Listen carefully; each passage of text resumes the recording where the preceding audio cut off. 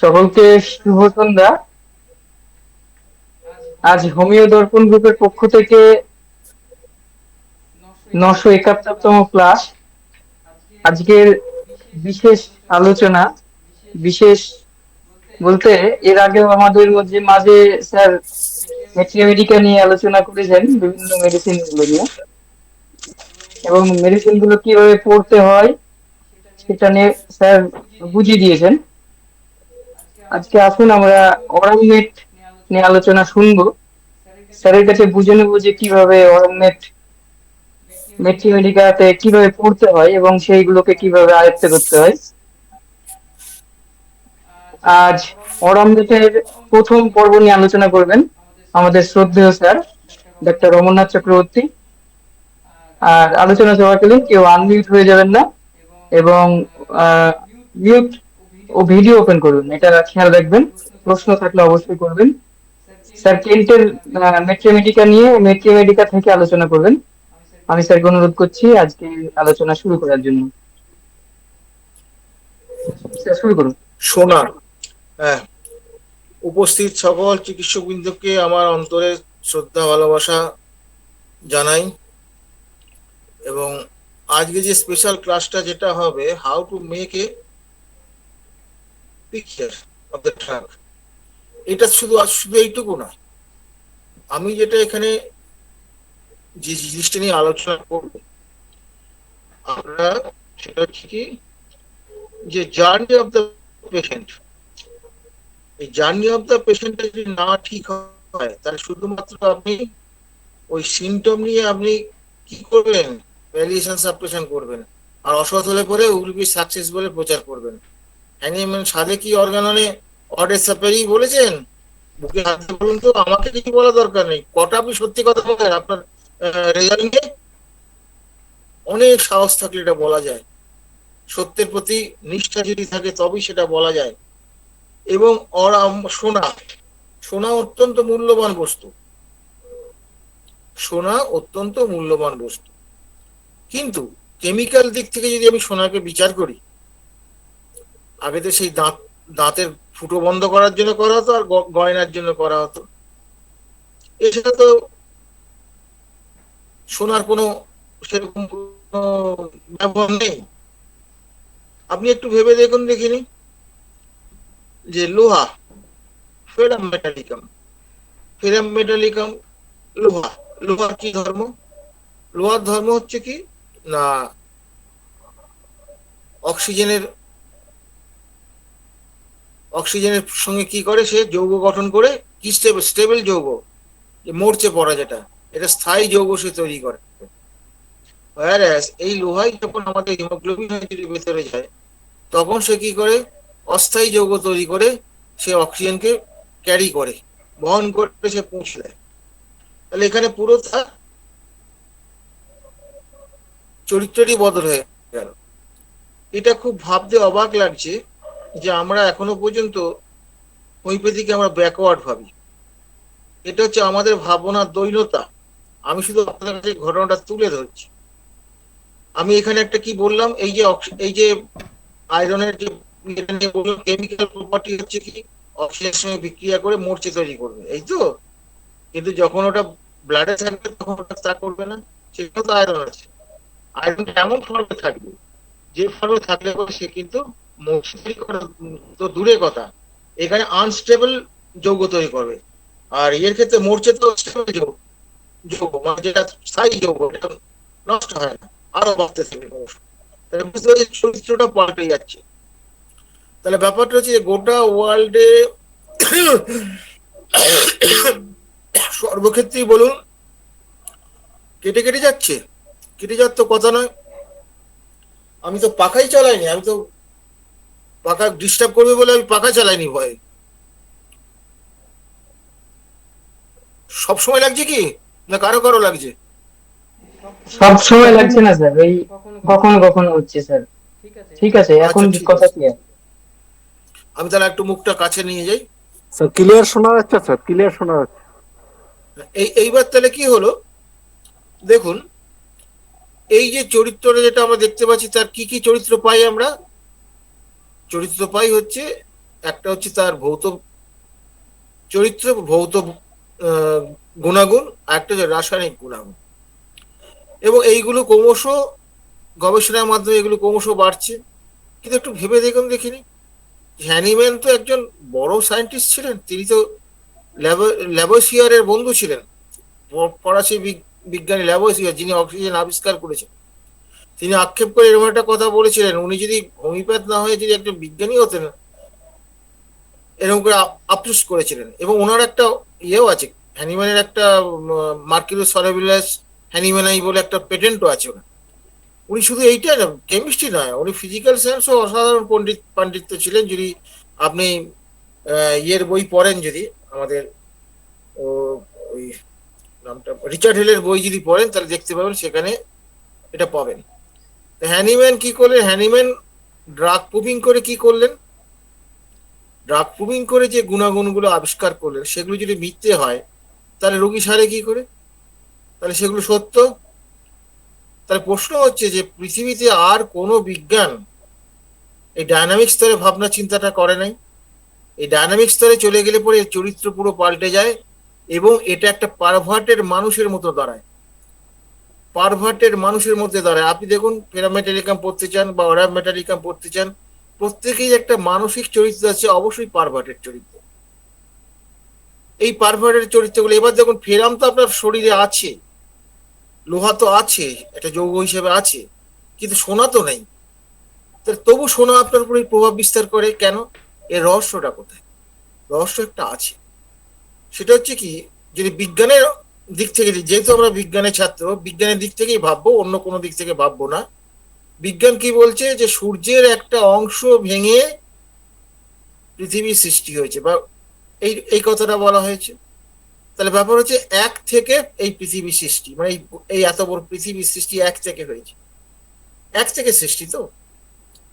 এবার দেখুন, এক থেকে সৃষ্টি হয়ে কি হয়েছে? ভিন্নতা প্রাপ্তি হয়েছে, বিভিন্ন ভিন্নতা প্রাপ্তি। ভিন্নতা প্রাপ্তির জন্য আপনার সঙ্গে আমার তফাৎ, হ্যাঁ, একটা একটা গাছের সঙ্গে আরেকটা গাছের তফাৎ, একটা পশুর সঙ্গে আরেকটা পশুর পার্থক্য, এগুলো সবই হয়েছে। সবই যেন আলাদা আলাদা ভাবে আমরা ভাবছি, কিন্তু ব্যাপারটা হচ্ছে কি, যে প্রকৃত জ্ঞান যদি আপনার মধ্যে ডেভেলপ করে, তখন দেখবেন সবই এক, ভিন্ন ভিন্ন রূপ মাত্র।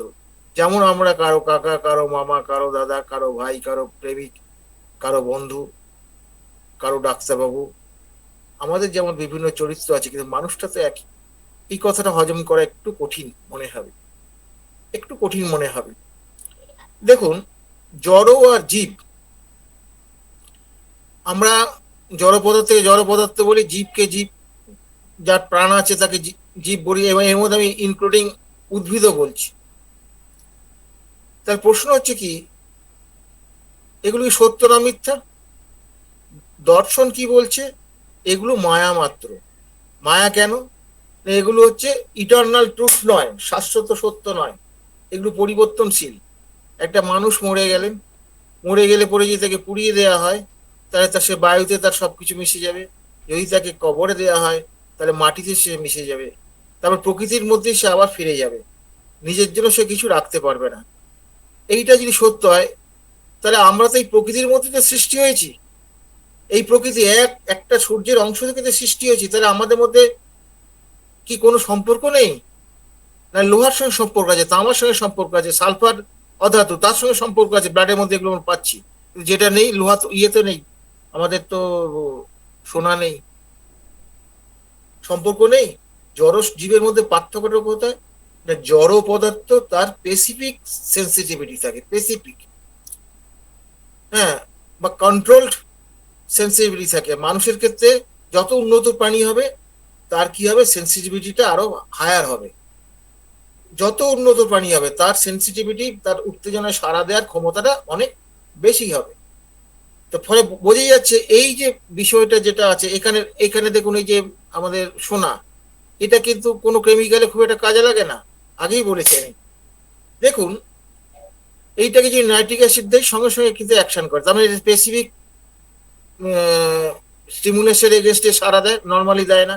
হ্যানিম্যান কি করলেন? তিনি এটাকে ড্রাগ প্রুভিং করলেন। ড্রাগ প্রুভিং করে এই দেখুন, এর মধ্যে যে মেন্টাল চরিত্রগুলো, মেন্টাল চরিত্র নেই বলছি, আজকে মেন্টাল চরিত্র নিয়ে মেনলি আলোচনা করব। এই মেন্টাল চরিত্রগুলো পেলেন? আপনি একটু ভেবে দেখুন দেখিনি, সোনা যে ইনার্ট জড় বস্তু বলা হচ্ছে, যাকে প্রাণহীন বস্তু বলা হচ্ছে, তার মধ্যে যে বৈশিষ্ট্যগুলো যেগুলো দেখতে পাচ্ছি, মেন্টাল সিমটম যেগুলো দেখতে পাই, অবশ্যই সেগুলো পারভার্টেড। কিন্তু পারভার্টেড হলে সেই পারভার্টেড মেন্টাল সিমটম তো আমাদের মধ্যেও আছে, মানুষের মধ্যে আলো, তাহলে মানুষের সঙ্গে সোনার রিলেশনটা হলো কি করে? এর উত্তরে একটাই, আমরা এক থেকে সৃষ্টি। দেখুন, আমাদের যে জন্ম, যে যত বড়ই মহাপুরুষ হোক আর আমার মতন অধমই হোক, আমাদের কিন্তু একটা কোষ থেকেই তৈরি। বাবার থেকে হ্যাপ্লয়েড, মায়ের থেকে হ্যাপ্লয়েড, দুটো মিলে ডিপ্লয়েড কোষ, দ্যাট মিনস সিঙ্গেল কোষ, যেটাকে জাইগোট বলা হয়। তাহলে এক থেকে সৃষ্টি, তাহলে হোমিওপ্যাথিক চিকিৎসার ক্ষেত্রে তো একই দিতে হবে। চিকিৎসার ক্ষেত্রে মানুষটাকে তো এক ধরতে হবে, এক ধরতে হবে। ওষুধও দিতে হবে এক, দুটো দেওয়া যাবে না, কোনোভাবেই দেওয়া যাবে না, এটা সৃষ্টি বিরোধী হয়ে যাবে। আমাদের যে সৃষ্টির যে রহস্য, যেটা সেই সৃষ্টির রহস্যের সঙ্গে বেইমানি করা হয়ে যাবে, আপনারা কোনোভাবে দিতে পারবেন না। এইবার প্রশ্ন হচ্ছে যে কোনো যেমন ধরুন আমি একটা গ্র্যাজুয়েশন হয়েছে, আপনি গ্র্যাজুয়েট হয়েছেন, হ্যাঁ আই এম এ গ্র্যাজুয়েট, খুব ভালো কথা, কি আমি এম এ পাস। আপনি কি হঠাৎ করে হয়েছেন? আপনার একটা জার্নি আছে, একটা পরপর গিয়েছেন আপনি। আমি যদি পড়াশোনা থেকেই ধরি, যদি সেই ওয়ান থেকে ভর্তি হয়ে ধীরে ধীরে ধীরে ধীরে এগিয়ে আজকে এই জায়গায় পৌঁছেছে, তেমনি অরামের সিমটম আমরা অনেক পাবো, কিন্তু অরামের পেশেন্টটা কি করে তৈরি হয়? শুধু অরাম বলে নয়, ন্যাট্রামিউর বলুন, স্যালেসিয়া বলুন, ল্যাকেপোডিয়াম বলুন, জন্ম থেকে কি এগুলো হয়ে যায়? যদি জন্ম থেকে যদি মনে করেন যে পেশেন্টকে মধ্যে খুব ক্লিয়ার সিমটম দিচ্ছে এরকম ডিপ অ্যাক্টিং ড্রাগের, ইউ শুড এনকোয়ারি, তার ফাদার মাদারকে এনকোয়ারি করুন, তার ক্লোজ রিলেশনে তাদের খুব ভালো করে এনকোয়ারি করুন, দেখুন ওখান থেকে তদন্ত করলে আপনি অনেক কিছু পেয়ে যাবেন। কারণ জীবন এক অখণ্ড সত্তা, পূর্বপুরুষ থেকে আপনার মধ্যে এসছে, আপনি ক্যারিয়ার, আপনি মালিক নয়। আপনার মধ্যে যে প্রাণ শক্তি আছে, আপনি এর মালিক নয়, বুঝতে পারছেন? মালিক নয় যখন, তখন এখানে তো বেশি অহংকার করার কিছু নেই। আপনি শুধু ক্যারি করছেন, আপনার পূর্বপুরুষ থেকে আপনি ক্যারি করেছেন, আপনার পরবর্তী বংশ আপনাকে ক্যারি করতে হবে। এই ক্যারি করে করে এই প্রাণ শক্তিটা পরপর এগিয়ে চলেছে, এর কোনো খণ্ড নয়, অখণ্ড সত্তা। তেমনি চিকিৎসার ক্ষেত্রে আমাদের অখণ্ড মানুষটাকে ভাবতে হবে, তার পূর্বপুরুষ, অতীত, বর্তমান। This is the philosophy. এই যে হ্যানিম্যানের ফিলোসফি, এই জায়গাটা যদি আপনি না বোঝেন তাহলে মুশকিল হয়ে যাবে। এইবার দেখুন, আস্তে আস্তে আসছি কিভাবে কেন এইটাকে ডেভেলপ করেছেন। আপনি যদি একটা চরিত্র না চিনতে পারেন তাহলে হবেটা কি করে? আপনি করবেন কি করে চিকিৎসাটা? শুধু সিমটম? তাই যদি হতো তাহলে স্বরলিপি দেখেই সবাই ভালো গাইয়ে হয়ে যেত, তো আমিও খুব নাম করা গাইয়ে হয়ে যেতাম, ওই হতে পারলাম না তো। শিল্প সত্তা থাকতে হবে, এইটা মাথায় রাখতে হবে। হোমিওপ্যাথি কিন্তু প্রত্যেকেই, হোমিওপ্যাথি যে শিল্পী, হোমিওপ্যাথিতে প্রত্যেকেই আর্টিস্ট, মানে বিশেষ করে হোমিওপ্যাথ যারা, অল দেয়ার আর্টিস্ট।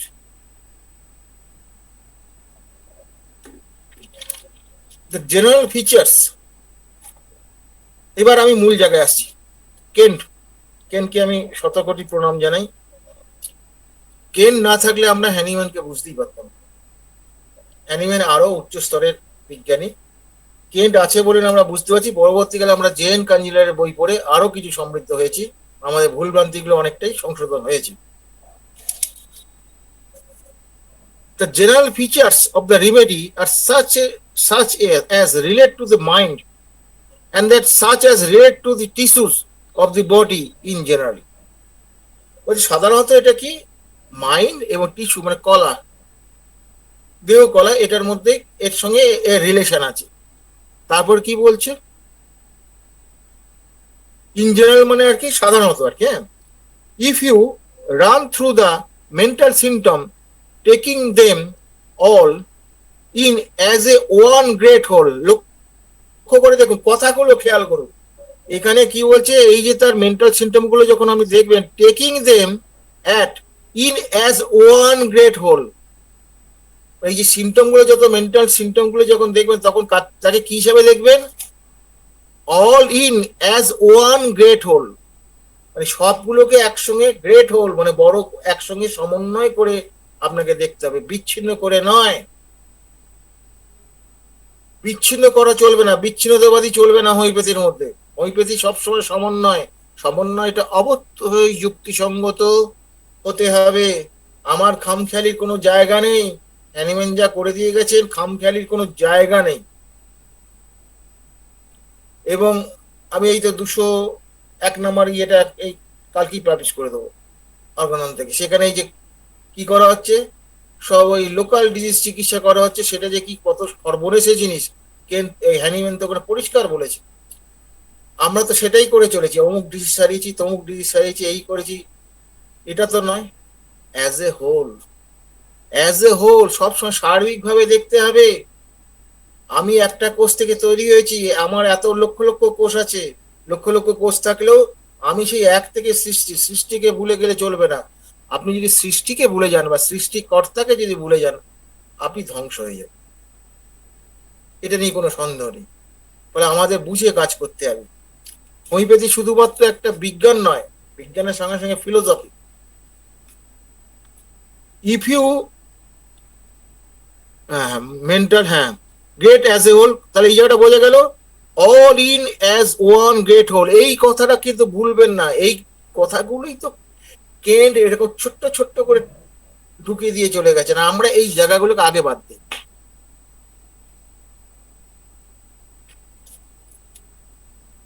তার বলছে great whole, and you will see the all the affections, all the affections, affection মানে ভালোবাসা। ভালোবাসা তো অনেক রকমের হয়, স্নেহ হয়, মমতা হয়, ভালোবাসা হয়, সাহায্য করে হয়, অনেকভাবেই ভালোবাসা প্রকাশ পেতে পারে। হুম। তা এই যে এখানে অ্যাফেকশনস বলছে, তার মানে আমাদের তো প্রত্যেকেরই ভালোবাসার বিভিন্ন রূপ আছে। আপনি একই ব্যক্তি, আপনি একই ব্যক্তি, আপনার মাকে যখন ভালোবাসবেন সেখানে শ্রদ্ধা থাকবে। আপনি স্ত্রীকে যখন ভালোবাসতে থাকবে সেখানে প্রেম থাকবে। আপনার সন্তানকে যখন ভালোবাসবে তখন ওর স্নেহ থাকবে। বোঝা গেছে ব্যাপারটা? আমি তো একই ব্যক্তি, জায়গা বিশেষে আপনার রূপটা পাল্টাচ্ছে, কিন্তু রূপটা পাল্টালে একই তো, সেই তো অ্যাফেকশনই, সেই তো ভালোবাসাই তো। ভালোবাসার বাইরে তো নয় সেগুলো। তাহলে বোঝা গেছে এইখানে হ্যানিম্যানের এই কেন্টের যে কথাটা, যেটা অসাধারণ কথা এখানে, অ্যাফেকশনস, অল দি অ্যাফেকশনস। আমরা কি করবো, অনেক সব ধরনের ভালোবাসা।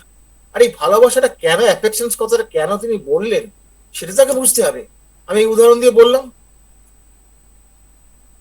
Natural two healthy man. এই যে ভালোবাসা ন্যাচারাল টু হেলদি ম্যান, আমাদের যারা হেলদি ম্যান, আমাদের মধ্যে কিন্তু এইটাই তো ন্যাচারাল। আমরা মাকে শ্রদ্ধা করব, আমার স্ত্রীকে আমি ভালোবাসবো, আমার সন্তানকে আমি স্নেহ করব। এগুলো তো ন্যাচারাল জিনিস। এগুলো গন্ডগোল হয়ে পড়ে। আপনি যদি আপনার মাকে যদি অশ্রদ্ধা করেন, তাহলে কি এটা ন্যাচারাল হলো?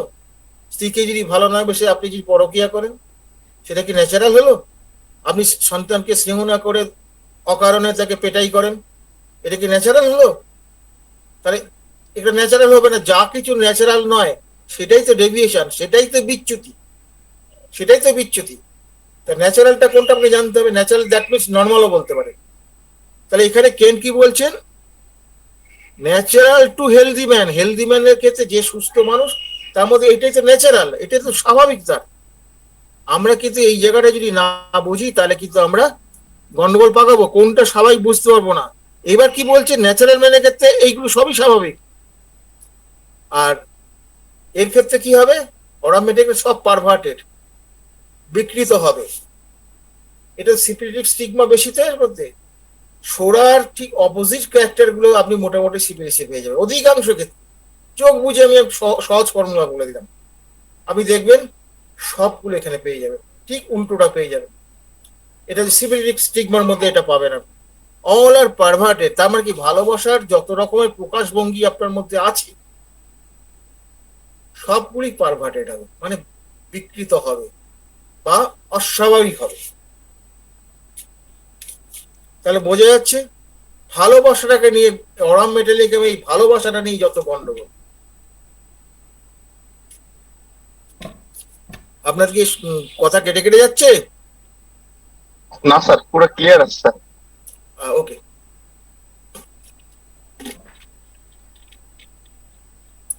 এরপরে কি বলছেন,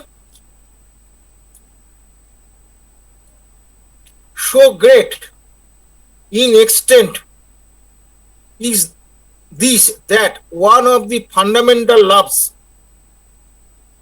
which is the love of living. Fundamental love মানে কি? আমাদের ফান্ডামেন্টাল কি, আমাদের মৌলিক বৈশিষ্ট্য কি? আমরা বাঁচতে চাই সবাই, আমরা বাঁচতে ভালোবাসি। মরতে কে চায় বলুন দেখিনি? মরতে যদি চায় আপনি একটা পরীক্ষা করুন না, আপনি জলের মধ্যে এক এক 2 মিনিট ডুবে থাকতে যান না, দেখবেন না কি অবস্থা, লাফ দিয়ে উঠে পড়বেন। কেউ মরতে চায় না, দম বন্ধ হয়ে আসে লাফ দিয়ে উঠে পড়বেন। আপনার নাকটা যদি কেউ টিপে ধরে আপনি তাকে যেভাবেই হোক ছেড়ে দিয়ে বেরোয়, কারণ আমি মরতে চান না, আপনি বাঁচতে চান। মানে বুঝতে পারছেন এই যে ফান্ডামেন্টাল লাভ যেটা, এই যে ভালোবাসাটা, এই ভালোবাসাটা তার মধ্যে থাকে না।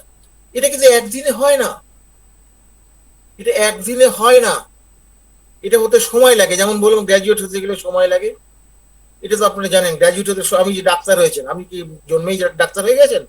সময় লাগেনি। এত বছর এই যে জার্নি করলেন আপনি, এই জার্নির মধ্যে কত কি ঘটনা জীবনে ঘটেছে, সেগুলোকে বাদ দিয়ে কি আপনি ডাক্তার? না, ডাক্তারের সঙ্গে সঙ্গে এগুলো লেজুর, এগুলোকে ছাড়া যাবে না। এগুলো তো concomitant of your life journey. লাইফের চিকিৎসা করবেন, জীবনের চিকিৎসা করবেন, জার্নিটাকে বুঝবেন না, এটা কি করে হয়? এবার কি বলছে? Love of living, of self protection মানে আত্মরক্ষার, ইজ পারভার্টেড। তার মানে কি? তার বেঁচে থাকার ইচ্ছা, জীবনের প্রতি ভালোবাসা বা তার আত্মরক্ষার ইচ্ছা, এগুলো সব পারভার্টেড হয়ে যায়, বিকৃত হয়ে যায়। তার মানে এগুলো স্বাভাবিক থাকে না। তারপরে সে কি বলছে? and he loathes life, and he loathes life.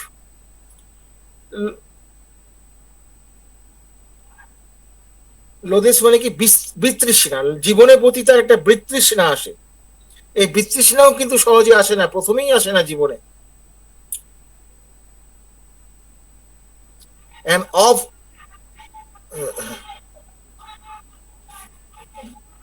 love of living, হ্যাঁ, লোদেশ লাইফ, তার বিতৃষ্ণা আসে। ইজ ওয়ারি, ওয়ারি মানে কি? ওয়ারি মানে হচ্ছে সে জীবনে আগ্রহ হারিয়ে ফেলে, মানে ক্লান্ত এত আগ্রহ আর থাকে না তার। Of is life longs to die, সে মরতে চায়, সে মরতে চায়।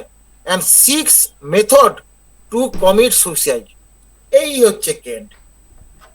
সিক্স মেথড, সে এই মরবার জন্য সে মেথড খোঁজে, কোন মেথডে সে করবে, কোন মেথডে সে মরবে।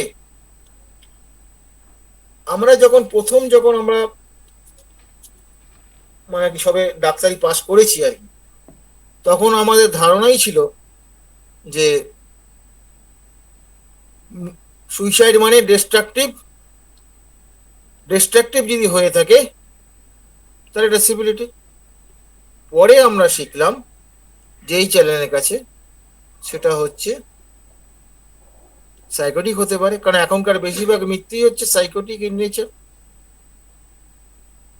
পরবর্তীকালে রোগী দেখতে দেখতে শিখলাম, রোগীর কাছ থেকে শিখলাম শরিকও হতে পারে, যে ক্ষেত্রে তার মান সম্মান হানি হবে, মান সম্মান থাকবে না।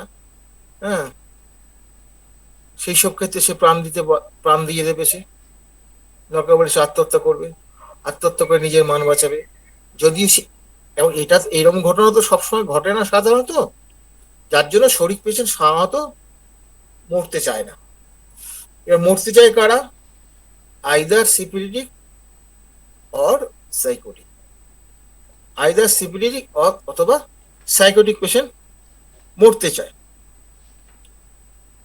এইবার দেখুন একটা গল্প বলি। ধরুন একটি ছেলে, সে ভালোবাসা করে সে বিয়ে করেছে, বিয়ে করার পর কি হলো? স্বামী স্ত্রীতে মিল হলো না, সে কিন্তু তাদের মধ্যে ছাড়াছাড়ি হয়ে গেল। স্ত্রী তাকে ডিভোর্স দিয়ে দিল, ডিভোর্স দিতে বাধ্য করল। এবং এটা যদি সিপিলিটিকের নেচার হয়, তার মনে এত আঘাত লাগলো, সেই ওই আঘাতের পরে সে কি করলো, যখন শ্রী তার মুখে বলে দিল যে তোমার সঙ্গে আমার আর কোনো সম্পর্ক নেই, আমি টাটা দিচ্ছি, এই আঘাতটা সে সহ্য করতে পারলো না, বা এই আঘাতটা পাওয়ার পর দু একদিন সহ্য করেছিল। কেউ তোকে খোঁচা বলে, কিরে তোকে লাথি মেরে চলে গেল, তুই কিছু করতে পারলি না, এই যে তাকে খোঁচাগুলো দিতে শুরু করলো, তখন সে কি করলো, হঠাৎ করে তার মনের মধ্যে উদয় হলো আমার এরকম বেঁচে থেকে লাভ নেই। সে কি করলো, হঠাৎ করে গিয়ে সে গলায় দড়ি দিল, অথবা ট্রেনের তলায় মাথা দিল, দিয়ে সে নিজেকে শেষ করে দিল। এটা খুব ভালো গল্প। This is syphilitic in nature. দুম করে সে কাজটা করবে, উইদাউট এনি সুযোগ দেবে না আপনাকে, বুঝতে দেবে না, বুঝতে দেওয়ার আগেই কাজটা করে বসে দেবে। আচ্ছা, সিপিলিটিক পেশেন্ট কি যদি মরতে চায়, তখন কি তার প্রেমিকাকে সে নিয়ে মরবে কি মরবে না? আমি আগেই বলেছি, সিপিলিটিক পেশেন্ট দুম করে কাজটা করে। এই সময় তার পরিবারের কথা মনে থাকে না, তো প্রেমিকার কথা, প্রেমিকার কথা সে কাউকে নিয়ে মরবে না, কারণ তার তো ওইটা মাথায় আসবে না তখন। আমাকে ওরকম বলেছে আমার জীবনে বেঁচে থেকে লাভ নেই, আমাকে মরতে হবে। কিন্তু সাইকোটিক ইন নেচার যদি হয়, তাহলে ওই একটা ছাড়াছাড়ি হয়ে গেলে তখন সে কি করবে, আবার একটা ধরে নেবে, আরেকটা ধরে নেবে, সেটা যদি ছাড়াছাড়ি হয় তাহলে আরেকটা ধরে নেবে, প্রত্যেক জায়গায় একটু একটু করে ধাক্কা খেতে খেতে যাবে, কারণ এগুলো তো অবৈধ সম্পর্ক। এই করতে করতে দেখা গেল একটা চরম জায়গায় যখন সে পৌঁছে গেল, তখন সে মৃত্যুর সিদ্ধান্ত নিল। যদি সিপিলিটিক হতো, সিপিলিটিক স্টিগমা যদি তার এখানে জোরদার থাকতো, তাহলে কিন্তু একটার পর একটা কিন্তু এইভাবে ধরতো না। তা এরপরে সে কি করছে,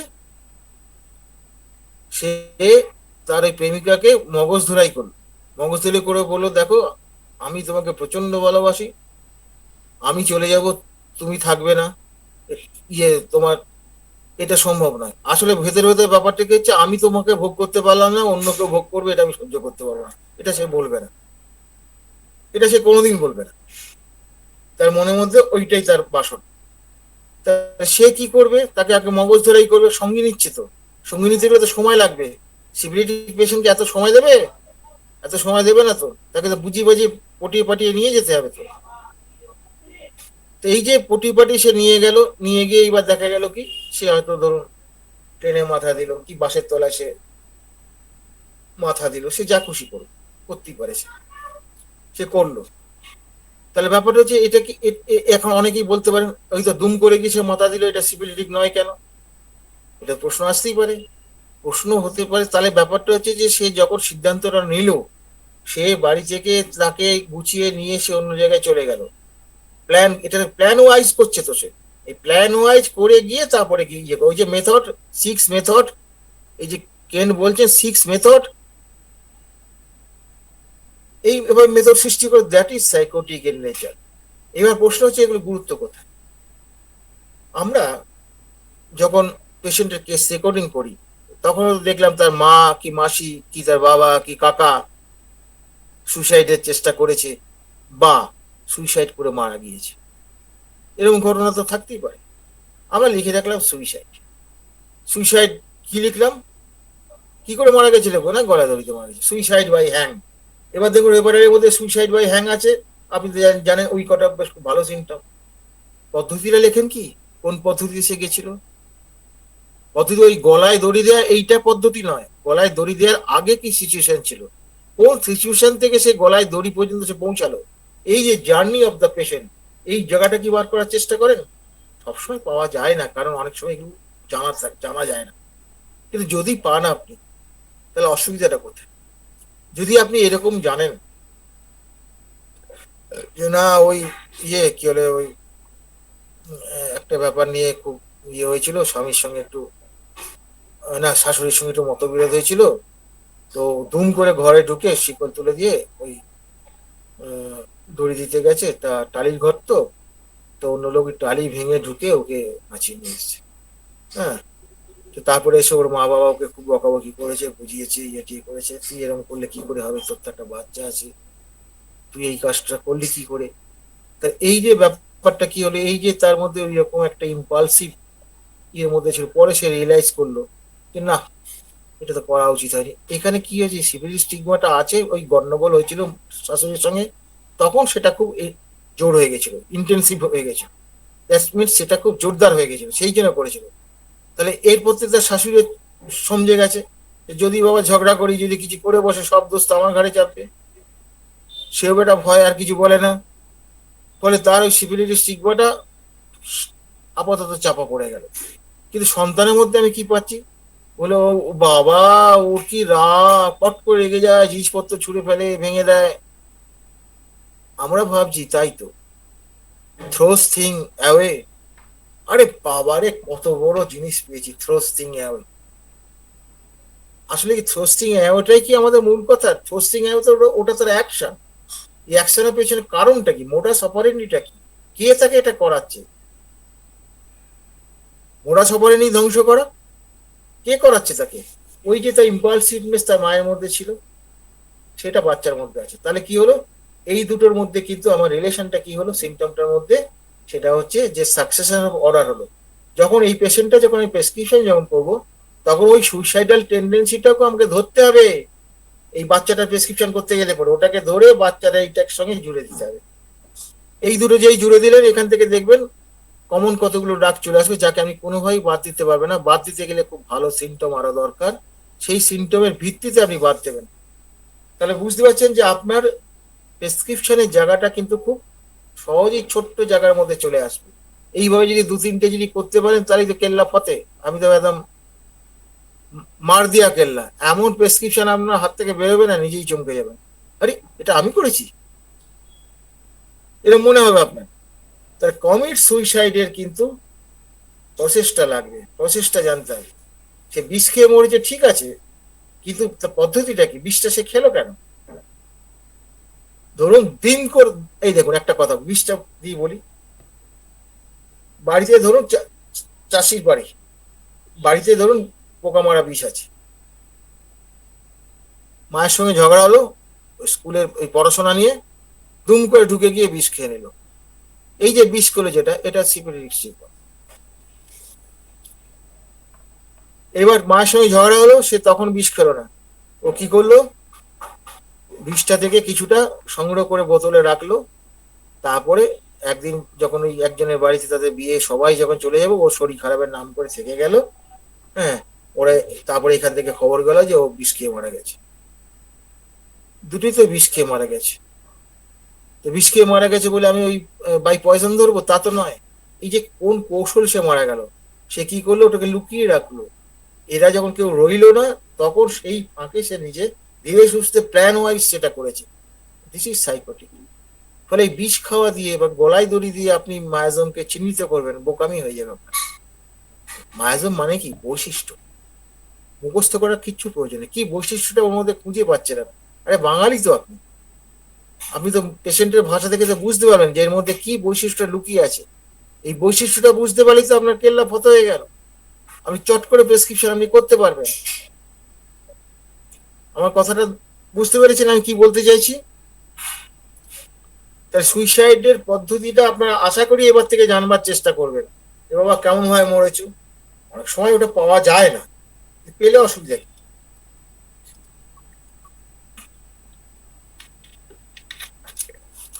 পেলে কিভাবে কাজে লাগাবেন সেটাও বলে দিচ্ছি, আমি সেটাও তো বলে দিচ্ছি আপনাদের। এবার কি বলছে, নো লাভ অফ লাইফ, জীবনকে সে একদম ভালোবাসে না। আমরা তো নিজেকে ভালোই তো বাসি, নিজেকে ভালোবাসি না আমরা, প্রচন্ড ভালোবাসি, নিজেকে প্রচন্ড ভালোবাসি আমরা, প্রত্যেকেই কম বেশি ভালোবাসি। কিন্তু এই ভালোবাসাটা যখন নষ্ট হয়ে যাবে, তখন নিজেকে আমি আর রাখবো না, ধ্বংস করে দেবো। আরে ধ্বংস তো আপনি একদিন হবেনই, মরবেন তো বটেই, কিন্তু আপনি নিজে কেন মরবেন? নিজে যদি আত্মহত্যা করেন, সেটাকে তো আমরা তো বাংলাতে বলি মহাপাপ। আত্মহত্যা মহাপাপ বলি আমরা, কেন? না, এটার অধিকার আমার নেই, এটার আইনগত অধিকারই বলুন বা নৈতিক অধিকার আমার নেই। তাহলে আমি করি কেন? যখন আমার ওই রোগ শক্তি যখন আমাকে আক্রমণ করে, আমার উইল বা আমার ইচ্ছা শক্তিকে নষ্ট করে দেয়, বিকৃত করে দেয়, তখন আমরা ভাবি জীবনের আর কোনো প্রয়োজন নেই, বেঁচে থাকার আর কোনো মানে হয় না, আমাকে এখান থেকে বেরিয়ে যেতে পারলে, এখান থেকে মরে গেলেই আমি মুক্তি পাবো। মৃত্যুর মধ্যে দিয়ে আমি মুক্তি পাবো, আর এই কষ্ট যন্ত্রণা আমি আর সহ্য করতে পারছি না। এই হচ্ছে ব্যাপারটা। এবং এই সিপিলিটিক পেশেন্টরা এই ক্ষেত্রে কষ্ট যন্ত্রণাগুলো কিন্তু চেপে রাখে, বলতে চায় না।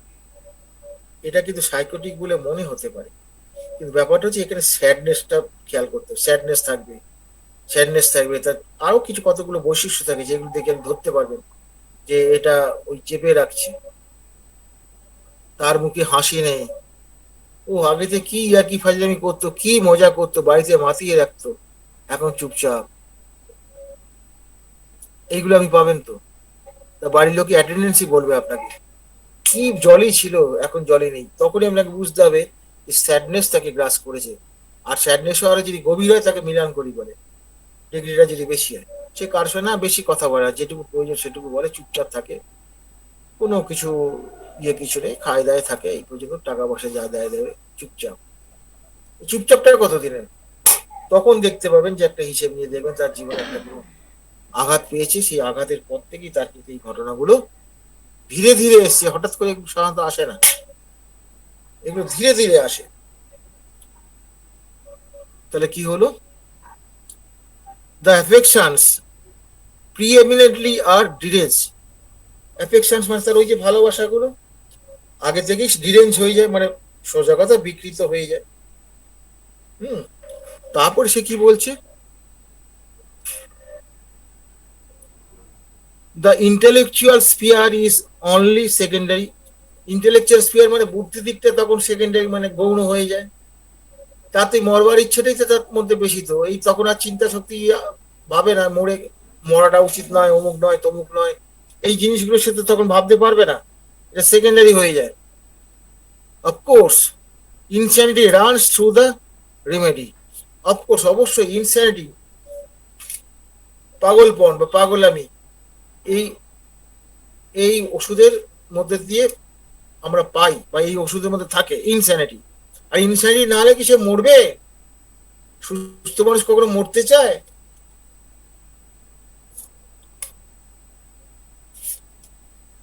আচ্ছা,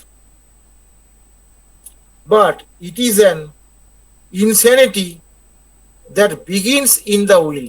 এই ইনস্যানিটিটা কি? That begins in the will. দেখুন কিরকম ফিলোসফিটাকে কিভাবে এখানে পাঞ্চ করেছেন কেন্ট। এই এই ইনস্যানিটিটা কোথায়? উইল, তার ইচ্ছায়। তার ইচ্ছাটা কি? ইচ্ছার মধ্যে তো গন্ডগোল। সে জীবনকে ভালোবাসতে পারে না, এই পৃথিবীকে সে ভালোবাসতে পারে না, তার জীবন থেকে সব কিছু আনন্দ চলে গিয়েছে, তার মধ্যে যত কিছু ভালোবাসার বিষয় ছিল সেগুলো সব চলে গিয়েছে। এইগুলো কি? এগুলো সব তো বেসিক ইনস্টিংক্টের বিষয়। এই বেসিক ইনস্টিংক্টটা কিন্তু সে তার নষ্ট হয়। উইল দিয়ে শুরু হয় intensity and proceed to the intellect, এবং প্রসিড ইন্টালেক্ট, সে কোথায় যাচ্ছে? তারপরে সে ইন্টালেক্ট মানে তার বুদ্ধিমত্তার কাছে যাচ্ছে। আর বুদ্ধিমত্তার কাছে না গেলে পদ্ধতিটা বার করবে কি করে? উইল কি পদ্ধতি বার করবে শুধু? উইলটা তো বলে হ্যাঁ আমাকে মরতে হবে, এবার পদ্ধতিটা তৈরি করবে কি? চিন্তা ভাবনা করে এইভাবে আমি যাব, আমি বাড়ির পেছন দিয়ে পালাবো, আমাকে কেউ ধরতে পারবে না, আমি ওখান দিয়ে বেরিয়ে গিয়ে বাঁশ বাগানের মধ্যে দিয়ে চলে যাব, গিয়ে আমি ওই খালটা পেরিয়ে ওপর থেকে গাড়ি ধরে আমি চলে যাব অমুক জায়গায়, তারপর ওখানে গিয়ে যা করার। আর যদি সিম্পলিস্টিক হয় তাহলে কি ওই পেছন দিকে চলে যাবে, বাঁশ বাগানের ভেতর দিয়ে গিয়ে আম গাছে ঝুলে পড়বে। এখানে মা বাধা দিতে পারে, মরতে বাধা দিতে পারে, মা ঘরে সবাই লোকজন আছে, কি করে দেবো? ওখানে চুপ করে চলে গেল। সিরিয়াস পেশেন্টের জন্য খুব দূরে যাওয়ার দরকার হয়। সাইকোটিক পেশেন্টের উপর সে কিছু প্ল্যান মোগ্রাম করে সে যাবে, কাউকে ধরতে দেবে না, বুঝতে দেবে না, স্বাভাবিক থাকার চেষ্টা করবে, এইভাবে সে যাবে। এই যে প্রসেসের মধ্যে যে বিষয়গুলো, এইগুলো যদি আপনি না বোঝেন তাহলে আপনি জার্নি অফ দ্য পেশেন্টটা বুঝবেন কি করে? আপনাকে জিজ্ঞেস করতে হবে কিভাবে মারা গেল, কেন মারা গেল, কি ঘটনা ঘটেছিল। যদি পেশেন্ট বলতে পারে তাহলে আপনার অনেক সুবিধা হবে, দেখবেন কত সুবিধা হবে আপনার প্রেসক্রিপশন করতে। এবং আমি একটু আগে আরেকটা কথা বলেছিলাম যে সিফিলিস মাইজম সোডার ঠিক অপোজিট, অধিকাংশ ক্ষেত্রে সোডার অপোজিট। সোডা কি? সোডা সবসময় তো আশাবাদী, আনন্দময়। সোডা তো পেশেন্ট খুব আনন্দময়, তা দুঃখ পেলেও সে দুঃখ কিছু থাকে না, কারণ চেঞ্জেবল। একটু পরে তারা সব ভুলে যায়, ভুলে গিয়ে আবার আনন্দে মেতে ওঠে। এইটা যে সোডার হচ্ছে মূল বৈশিষ্ট্য। সোডা হচ্ছে প্রচন্ড ভাবে ফুর্তি পাওয়া যায়, আনন্দ করে, ইমোশনাল, প্রচন্ড ইমোশনাল। এমনি স্বাভাবিক ইমোশনাল না, প্রচন্ড। এখানে তাহলে কি হচ্ছে, উইল হলো, উইলের পরে ইন্টেলেক্ট হলো, আমি বললাম it is first observe as a perversion of the affection. প্রথমে এটা অ্যাফেকশনটা কি, পারভার্সন অফ অ্যাফেকশন, ভালোবাসার জায়গাটা কিন্তু তার বিকৃত হয়। ভালোবাসার যে কি মানে দেখা গেল বাড়িতে যে বাচ্চাটাকে সে আদর করতো, সে আদরটা সে করছে না। কুত্তাটাকে সে কিন্তু বিস্কুট দিত, ইয়ে দিত, সে কুত্তাটাকে সেই সব আর করছে না। ঠিক আছে, এইবার হচ্ছে কি, সে খুব মজা করতো বাড়িতে, সে মজার কথা শুনলো, কেউ হয়তো মজার কথা বলছে, ওখানে ছিল, আস্তে আস্তে চলে গেল। তার কর্মক্ষেত্রে গেছে, সেখানে গিয়েও চুপচাপ কাজ করে চলে আসছে। এই যে তার স্যাডনেস, এই যে মনমরা ভাব, এইটা তার চলছে। এটা এটা চলতে চলতে একটা সময় গিয়ে এক্সট্রিম লেভেলে গিয়ে তখন তো সুইসাইডের কথাটা আসবে। তার আগে তো সুইসাইড হবে না।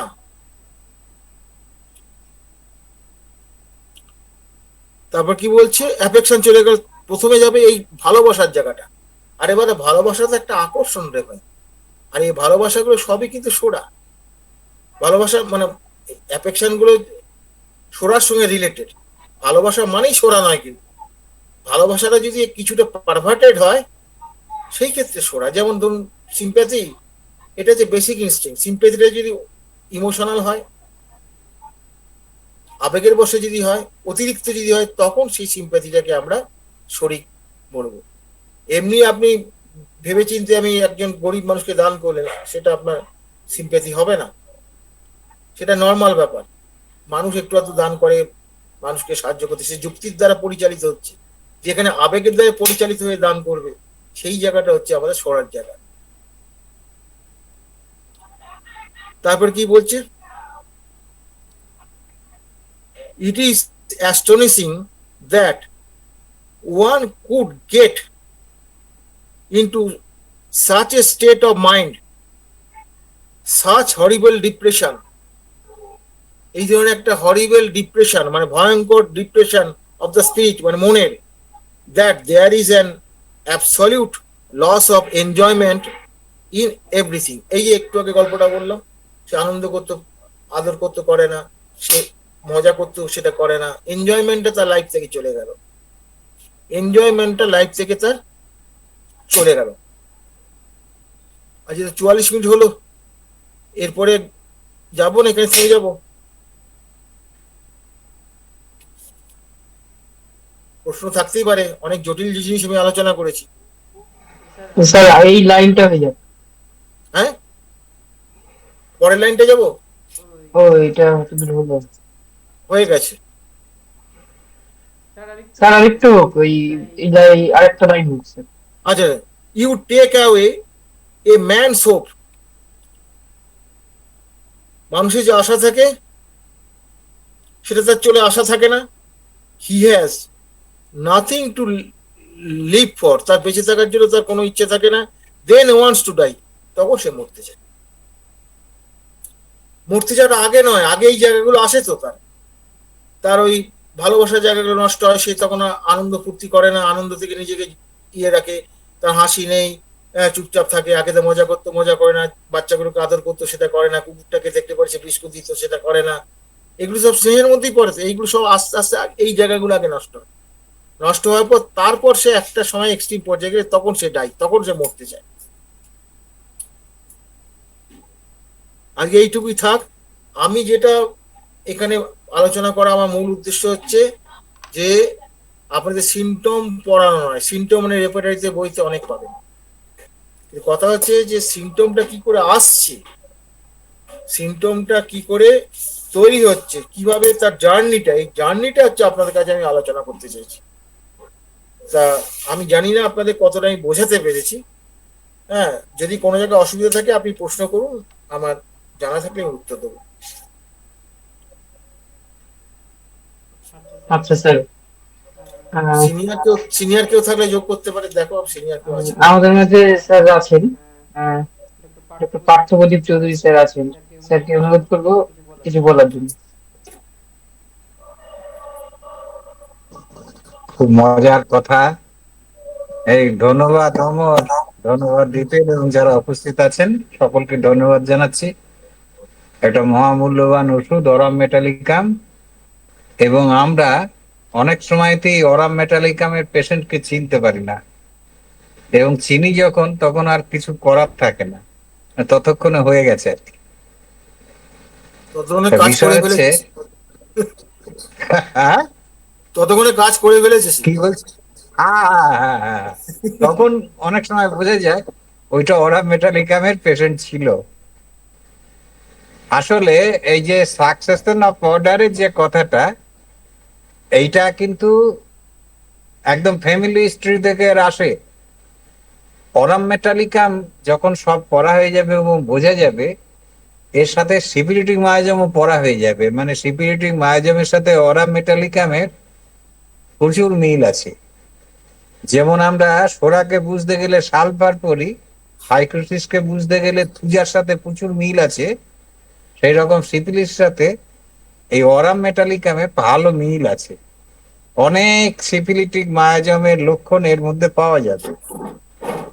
সিপিলিটিক মায়াজমটাকে যদি চেনা যায়, আমাদের যদি জানা থাকে, তা তার ফ্যামিলি হিস্ট্রি থেকে আমরা এগুলো পাবো।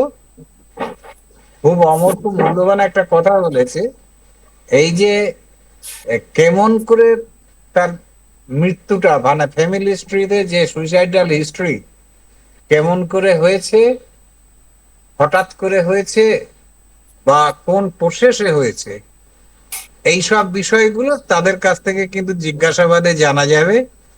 এছাড়া আমরা দেখব একটা ডিস্ট্রাকটিভনেস ফ্যামিলির মধ্যে রয়েছে, একটা রগচটা ইম্পালসিভনেস ফ্যামিলি হিস্ট্রিতে পাবো, হয়তো একটা মদ্যপ পাবো, কেমন, এইগুলো অনেক কিছু যা সিবলিট মায়াজমের সাথে রিলেটেড। নাইট অ্যাগ্রাভেশন পাবো, প্রচুর ঘাম পাবো, এসবগুলো আমরা ফ্যামিলি হিস্ট্রি থেকে পেয়ে যাব। বা যে সমস্ত রোগগুলো হয়েছে, যেগুলো বেশি দিন কিন্তু রোগী বেঁচে ছিল না, খুব তাড়াতাড়ি মারা গেছে একটা অসুস্থ ক্রনিক রোগে ভোগার পরে, যেমন তার সুগারের রুগী হলো কি ক্যান্সারের রুগী হলো, সে কিন্তু বেশি দিন না ভুগে খুব অল্প দিনের মধ্যেই সে ভবলীলা সাঙ্গ করে ফেলবে। তখন একটা মায়াজমকে চিনতে সুবিধা হয়। আর এই অরাম মেটালিকামের একদম জার্নি বিগিনিংটা কি রকম, আসলে সে কিন্তু অ্যাচিভমেন্ট করতে চায়। সে আসলে এই এই যে সিপিলিস মায়াজম যেমন বোকাটে হয় না, আবার খুব ইন্টেলিজেন্টও হয়। যেমন সে চুপচাপ থাকে, তেমনি সে প্রচুর অ্যাক্টিভও থাকে।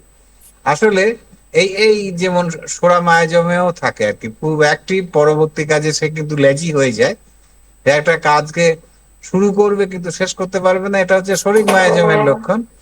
এই এই অরাম মেটালিকামে আমরা দেখবো সে কিন্তু একটা অ্যাচিভমেন্ট করতে চায়, এই জন্য বাচ্চাদের থেকেই আর কি সেই জিনিসটা দেখা যাবে। আসলে সে কিন্তু হয়তো ক্লাসে ফার্স্ট হয়, কিন্তু সে যেন কোনো রকমের স্যাটিসফ্যাকশন তার মধ্যে নেই। এই যে একটা বলছে না যে সব সময় সে এক যে দুঃখিত ভাব, দুঃখের সে কিন্তু নিজে নিজে তৈরি করে, আশেপাশের লোকগুলো দেখছে সে কিন্তু খুব সাকসেসফুলি সেগুলো করছে। যাই হোক, আরো তো আমাদের এগিয়ে যাবে, আরো এগিয়ে গেলে আমরা আরো অনেক কিছুই জানতে পারবো। তা বিষয় হচ্ছে যে একদম চূড়ান্ত পর্যায়ের যে লক্ষণগুলো আমরা যখন ড্রাগ প্রুভিং করি, তার মধ্যে যেগুলো পাওয়া যায় সেগুলো একটা স্টিগমা, কিন্তু এই যে জার্নিটা বোঝা খুব, বিশেষ করে অরাম মেটালিকামের জার্নিটা আমাদের খুব ভালোভাবে জানতে হবে, কারণ না হলে অরাম মেটালিকামের রুগী আমাদের কাছে আসলেও আমরা হয়তো বুঝতে পারবো না। হ্যাঁ, দেখা যায় সে যে কাজগুলো করে খুব সিরিয়াসলি করে, সবকিছু সে ভালো করে করছে, কিন্তু তার স্যাটিসফ্যাকশন নেই। এই যে আনস্যাটিসফ্যাকশন যে বিষয়টা, আর এই যে পারভার্সন, প্রথমে তার কিন্তু উইলের উপরে আসে। আসলে সে যেগুলো করতো, যেগুলো ভালোবাসতো, সেইগুলো দেখা যাচ্ছে সে যেন ধীরে ধীরে বা হঠাৎ করে সেইখান থেকে সে নিজেকে উইথড্র করে নিচ্ছে। আজকে তো যেটুকু পড়া হয়েছে এর মধ্যে সীমাবদ্ধ রয়েছে, আবার আমাদের পড়াশোনা হবে, আরো হবে, তখন আমরা আরো জানবো। ধন্যবাদ, আপাতত এইটুকু বলে রাখলাম। ধন্যবাদ স্যারকে। আমাদের ধন্যবাদ মাঝে তোর নেটকে, ধন্যবাদ তোর নেটকে। একদম স্যার, আজকে একটু বাদেনি স্যারের কথা। আর আমাদের মাঝে ঠিকই রঘুনাথ ঘোষ ঠিকই। স্যার আছেন। রঘুনাথ ঘোষ স্যার আছেন, স্যার যদি কিছু বলেন।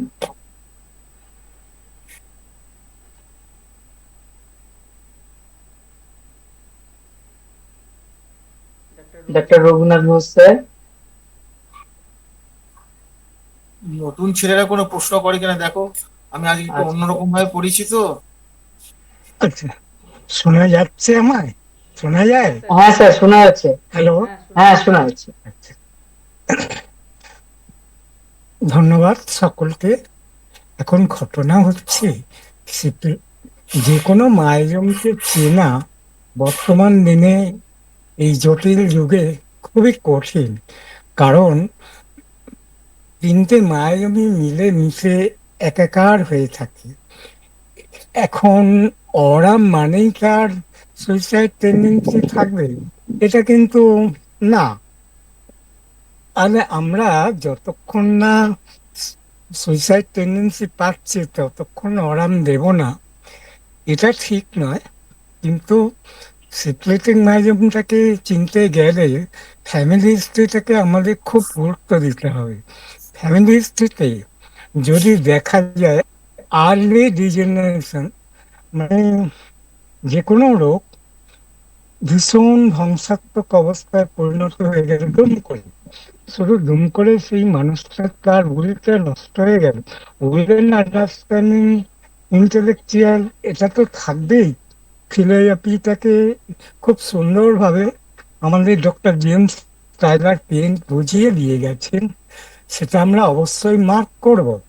কিন্তু তার যে আস্তে আস্তে আজকে ডিজিজটা ডেভেলপ করলো, সেটা এলো কোথা দিয়ে, সেটা আমাকে সুন্দরভাবে বলে গেছেন।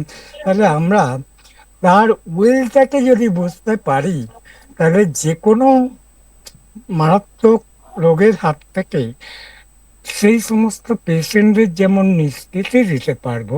কিন্তু এখানে একটা প্রশ্ন থেকে যায়, জানি না আজকের আলোচনার বাইরে চলে যাবে কিনা, যে অরাম মেটালিকামের অবস্থায় অরাম দিয়েও যখন আমরা কাজ পাবো না, সেই ক্ষেত্রে কিন্তু আমরা একটা ওষুধের কথা ভাববো।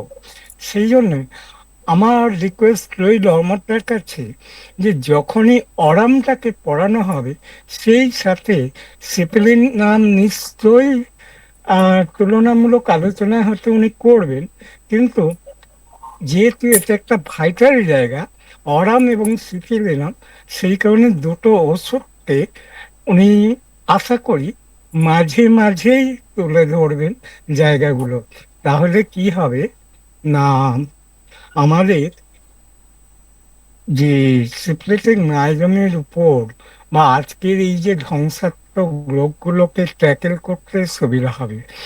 অরামের অবস্থায় অরামের পেশেন্টকে যদি অরাম দিয়েও আমরা ব্যর্থ হই, সেই ক্ষেত্রে কিন্তু আমাদের একটা ওষুধের কথা ভাবতে হবে।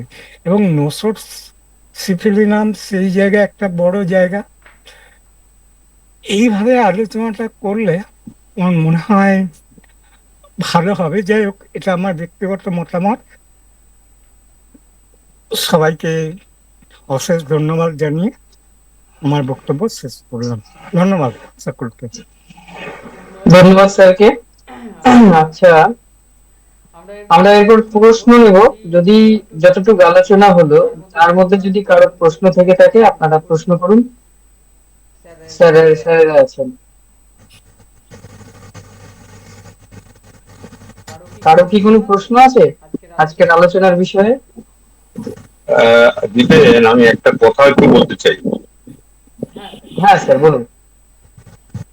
আহ, মানে আমি আর কি অমরদার কাছে প্রথমে ক্ষমা চেয়ে নিচ্ছি, যে ওই যে অমরদা বললেন না যে লোহা আছে মানুষের শরীরে, হ্যাঁ সালফার আছে, মানুষের শরীরে কিন্তু রূপো এবং সোনা দুটোই পাওয়া যায়। এবং ছেলেদের শরীরে সোনা কম রূপো বেশি, আর মেয়েদের শরীরে রূপো কম সোনা বেশি, এরকম একটা তথ্য পাওয়া গেছিল। এটা সম্ভবত হার্ভার্ড 1910 সালে বা এরকম কিছু একটা, সালটা আমার ঠিক মনে নেই, ওদের রিসার্চ ইনস্টিটিউটের দুজন ছাত্র এটা আবিষ্কার করেছিল আর কি। এটা একটু তথ্যটা সবার অমরদার কাছে ক্ষমা চেয়েই জানালাম। অমরদা অনেক জানেন, মানে এটা আমার তথ্যটা কাছে ছিল আর কি। যাই হোক, ধন্যবাদ সবাই। আচ্ছা, আমার একটা কোশ্চেন আছে। আমার কোশ্চেন আছে, এই অরামের পেশেন্ট তার কনস্টিটিউশন কেমন হবে? আর অবাচিক, আমরা রুগীটার কোনো কথা না শুনে, তার মানে অ্যাটেন্ডেন্সের কাছে কোনো কথা না শুনে, আমরা অবজারভেশনের মাধ্যমে বা কনস্টিটিউশনের মাধ্যমে, তার বিহেভিয়ার প্যাটার্ন, এইগুলোর মাধ্যমে অরাম মেটালিকামকে কিভাবে চিনব? এটাই কোশ্চেন আমার।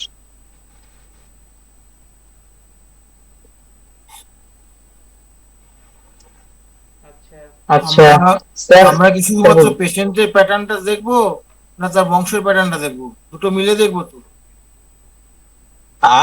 সবই আছে, ও তো অনেক পর্যায়ে, কিন্তু আমি শুধু বললাম অবাচিক, কোনো জিজ্ঞাসাবাদ নেই, কোনো কিচ্ছু নেই, আমরা দেখে মানে না, ওটা অবজেক্টিভ ওটা সিমটমস। দু একটা ক্ষেত্রে বোঝা যায়, কিন্তু ওটা ওটা করা উচিত নয়। করবো কেন? করবো নাই তো, আমরা তো সব কথাই শুনবো, 3-4 ঘন্টা ধরেই শুনবো, তারপরে অ্যানালিসিস করবো। বুঝে গেল তো? তো ব্যাপারটা কথাটা হচ্ছে যে অরামের পেশেন্টের চোখগুলো দেখলে বোঝা যাবে, চোখের তলায় কালি পড়বে বা কালি আসবে, চামড়াগুলো কুঁচকে যাবে, বয়সের তুলনায় বেশি বয়স লাগবে, এবং চুপচাপ বসে থাকবে, চেম্বারে এসে চুপচাপ বসে থাকবে। এবং সাইকোটিক পেশেন্ট হলে কি করবে? উঁকিঝুঁকি মারবে, উঁকিঝুঁকি মারবে, ম্যানেজ করার চেষ্টা করবে, কিন্তু সিফিলিটিক স্টিগমার পেশেন্ট কিন্তু ওটা করবে না। এগুলো এগুলো সব ফ্যাক্টর আছে। এবং তারপর তার ওই দেখা যাচ্ছে যে আমাদের মধ্যে কোনো পেশেন্টের সঙ্গে কথা বলতে অনেক সময় হাসির কথা তো চলে আসে, তো আমরা হেসে ফেলি না? কিন্তু ওই পেশেন্টই বাদে সবাই হয়তো হাসবে, ও হাসবে না। তারপর তার বাবা মা আছে, তারাও তো বলে অনেক সময় অ্যাটেন্ডেন্স থেকে, পেশেন্ট কিছু বললো না কিন্তু বাবা মা বললো তো, বন্ধুরা বললো তো।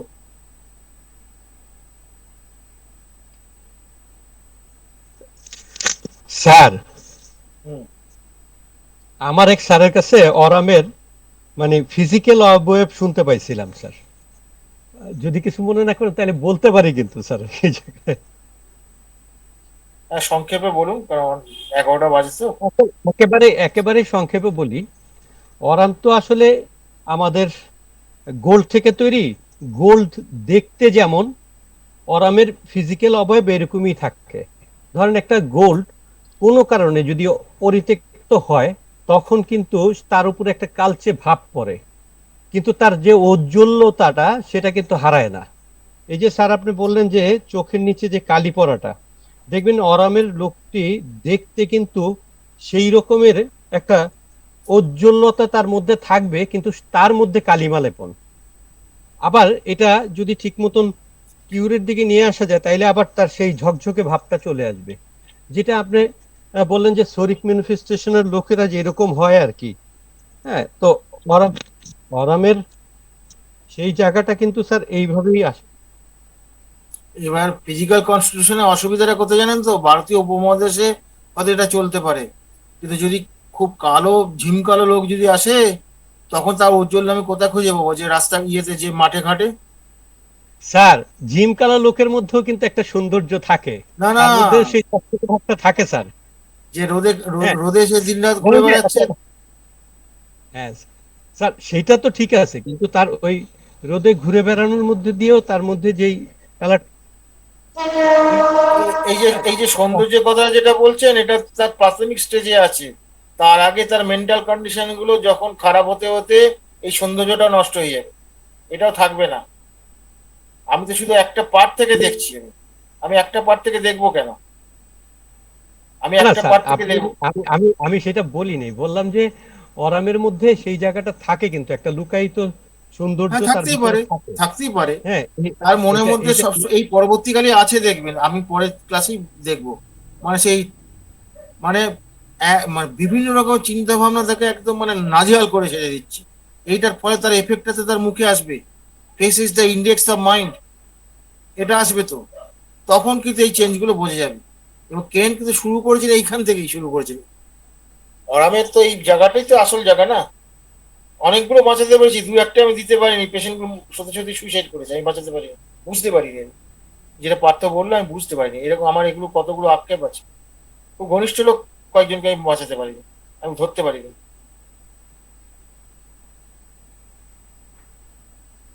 আর কিছু বলবেন স্যার? স্যার একটা প্রশ্ন ছিল, হ্যাঁ বলুন। লাস্ট প্রশ্ন ছিল, সেটা যে আপনি তো অনেক, আমরা পাই, আমি অরামের রুগী পাইনি এখনো পর্যন্ত, তা আপনি তো জীবনে অনেক অরামের রুগী পেয়েছেন, তাহলে অরামের পেশেন্ট কি বেসিক্যালি খুব হতাশাবাদী হয়, মানে সে ইন্টেলেকচুয়াল হচ্ছে, বুদ্ধিমান হচ্ছে খুব? হতাশাটা হ্যাঁ, প্রথমে অরামের দিতে অনেক হবে রুগী না, হতে পারে। ওই ঘা খেতে খেতে হবে, ঘা খেতে খেতে হবে, চামড়াগুলো গুটিয়ে যাবে, তাড়াতাড়ি সে তাড়াতাড়ি তার ক্ষেত্রে ইয়ে হয়, কি বলে, তার স্বাস্থ্য হঠাৎ ভাঙতে শুরু করে, এবং সেখানে তার গুটিয়ে যায়, তার রংটাই পুরো চেঞ্জ হয়ে যায়। এবং এই যে ওর ইমার্সিয়েশন গুলো যেগুলো আসে, তার সঙ্গে মেন্টাল ওইগুলো সবকিছু সে নেগেটিভ দেখবে। ওগুলো পরে আসবে বলেই তো আমি এগুলো আর বলছি না, ওই জন্য চেপে যাচ্ছি। এরপরেই আছে, কেন বলেছে, হুম। কেন বাকি রাখেন নাই কিছু, কেন বাকি রাখেন নাই, পরের ক্লাসটা শুনুন না, তাহলে বুঝতে পারবেন। আজকে এই যে পদ্ধতি নিয়ে আলোচনা করা, এই পদ্ধতি নিশ্চয়ই আপনার কাজে লাগবে, 100% আমি শিওর হবে। অবশ্যই। ওই তো আগে সার্বিকতাটা দেখতে হবে, সার্বিকতা না পেলে ওয়ান সাইডেড ডিজিজ, যে তা ওয়ান সাইড ডিজিজ চিকিৎসা করার তো একটা পদ্ধতি আছে, সেইভাবেই এগোতে হবে।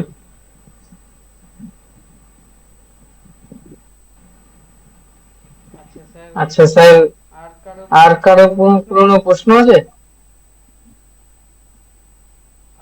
আর প্রশ্ন যদি না থাকে তাহলে আমরা আলোচনা শেষ করব, কারণ অরম নিয়ে এখনো অনেক বিপিন, আমার একটা পথ চলা প্রশ্ন বাকি। আছে। হ্যাঁ স্যার বলুন। বিপিন, বলুন স্যার।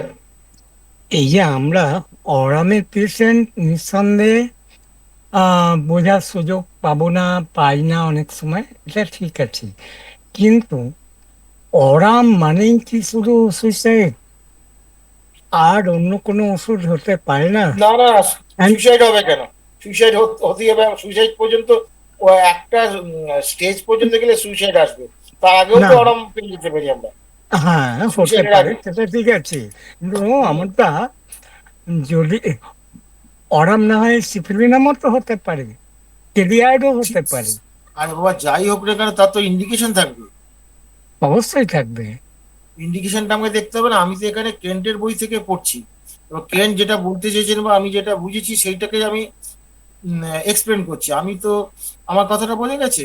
হুম, আমি হুম, কেন্ট হুম। যদি সিভিলিয়ামকে টানে, সিভিলিয়ামকে আমিও টানবো, না টানলে আমি চুপ থাকবো, কারণ কেন্টের উপর দিয়ে আমি যাবো না, সে সাহস আমার নেই। সেটা সেটা মানলাম, সেটা মানলাম, কিন্তু যখন এক্সপ্লেনেশন দেবেন তখন তো এইগুলো আসলে মনে হয় সুবিধা হয় আমাদের। সেটা সেটা দেখবো, কেন? পরিস্থিতি বুঝে কাজ করবো। যদি অরামটাকে ভালো চেনে তাহলে অসুবিধা হবে না তো, অরামটাকে তো ভালো চিনতে হবে, অরামটাকে ভালো চিনতে আসলে হবে। অরামটাকেও ভালো চিনতে হবে, সিভিলিয়ানটাকেও ভালো চিনতে হবে, তবে হ্যাঁ, দুটো তুলনাটা করা যাবে। নালে তাহলে করা যাবে না। অরামটা পড়ানো হোক, আগে অরামটা হোক, তারপরে সিপিলির নামটা পড়া হবে, তারপরে দুটো তুলনামূলক আলোচনা হবে, দেখবি সিপিলিটিক মায়াজমও হয়ে গেল ওর সাথে হয়ে যাবে। সাথে। হবে। হ্যাঁ, যাই হোক স্যার, এখনো অনেকটা বাকি আছে স্যার আমাদের। অনেকদিন পরে দেখছি। হ্যাঁ, চলো। ইনবক্সে আপনার নাম্বারটা দিয়ে দেবেন। হ্যাঁ, জি আর স্যার, ইনশাল্লাহ। প্রশ্ন না থাকলে আমি কিন্তু, আমরা বন্ধ করে দেবো। আচ্ছা স্যার, আর প্রশ্ন নেই, তাহলে আমরা আলোচনা এখানেই শেষ করছি। সকলকে শুভরাত্রি জানিয়ে আজকের আলোচনা এখানে শেষ করলাম। সকলে ভালো থাকবেন, সুস্থ থাকবেন। আবার আমরা পরবর্তী ক্লাসের জন্য মেসেজে জানিয়ে দেবো। শুভরাত্রি সকলকে। সকলকে শুভরাত্রি জানিয়ে বিদায় নিলাম।